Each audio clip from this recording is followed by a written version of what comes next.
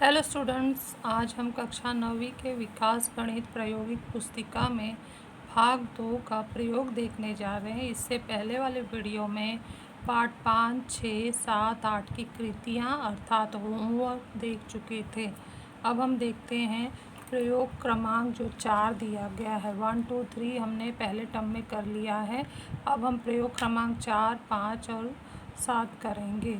तो प्रयोग क्रमांक 4 में क्या दिया गया है कि हमें त्रिभुज की भुजाओं के आधार पर उनके सम्मुख कोणों का अध्ययन करना है।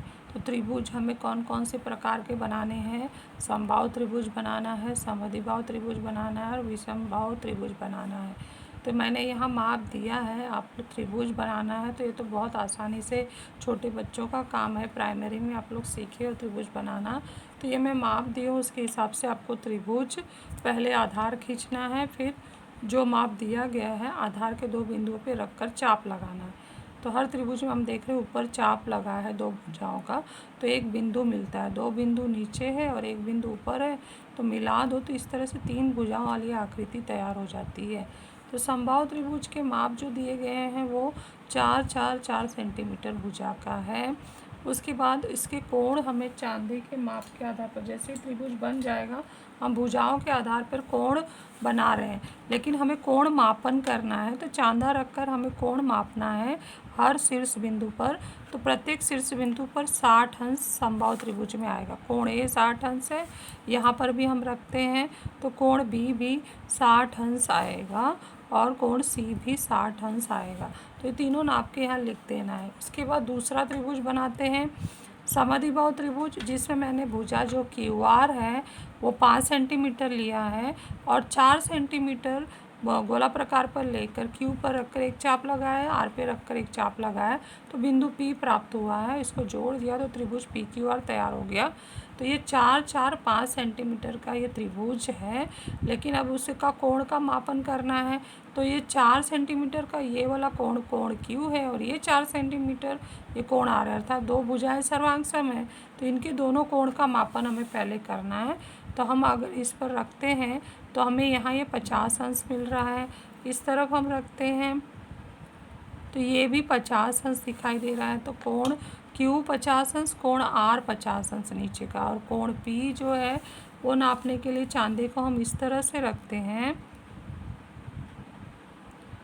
तो वो 80 अंश दिखा रहा है। तो इस तरह से तीनों कोणों के माप लिए।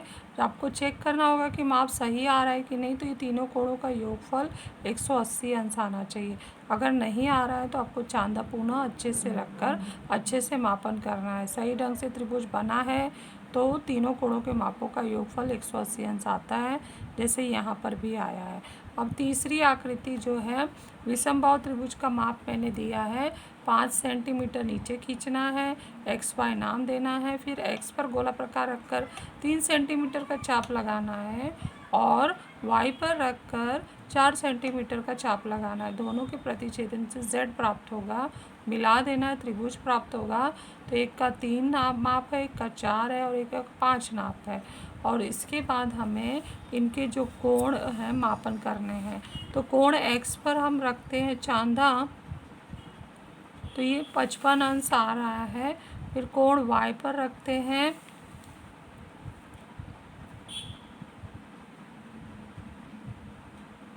तो 40 अंश आ रहा है, और उसके बाद कोण z पर रखते हैं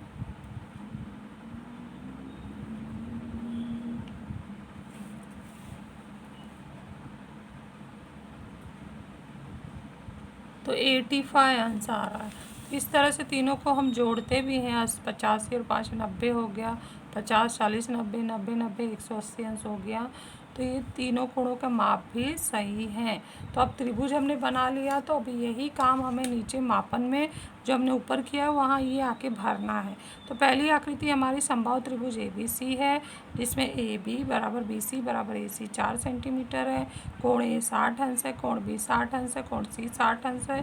तीनों कोण बराबर हैं, बराबर का चिन्ह लगाना है। इसलिए त्रिभुज के तीनों भुजाएं परस्पर समान हो तो उनके तीनों कोण के माप भी समान होते हैं। समद्विबाहु त्रिभुज PQR में PQ और PR बराबर है 4 सेंटीमीटर, कोण P 80 अंश आया, कोण Q 50 अंश, कोण R 50 अंश। तो कौन से दो कोण बराबर है? कोण Q और कोण R बराबर है। तो यदि त्रिभुज की दो भुजाएं समान है तो उन समान भुजाओं के सम्मुख कोण सर्वांग सम होते हैं। इसका स्क्रीनशॉट लेकर लिख लो।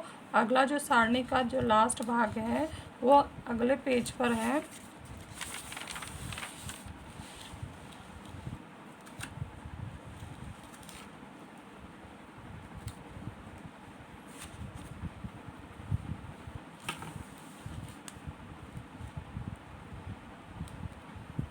विषमबाहु त्रिभुज XYZ, तीनों भुजाओं का मान लिखा गया है। तीनों कोण जो हम मापे हैं वो बारी बारी से लिख दिया। फिर इसमें पूछा गया कि सबसे बड़ी भुजा कौन सी है, तो XY 5 सेंटीमीटर और उसका सबसे बड़ा कोण कौन सा है? XY के सामने कोण Z है, तो कोण Z हमारा 85 आया, तो वो हमने लिखा है। त्रिभुज की सबसे छोटी भुजा कौन सी है?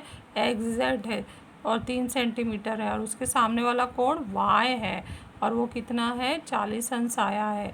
तो इन सब निष्कर्ष से यहाँ लिखा गया। तो निष्कर्ष क्या निकलता है कि यदि त्रिभुज की तीनों भुजाएं समान हैं तो बड़ी भुजा का सम्मुख कोण बड़ा होता है और छोटी भुजा का सम्मुख कोण छोटा होता है। तो ये पार्ट 3 के ये गुणधर्म को हमने इसे प्रयोग द्वारा सिद्ध कर दिया है। आपको अच्छे तरह से ये बनाकर समझ लेना है, कक्षा 10वीं में उपयोग होगा।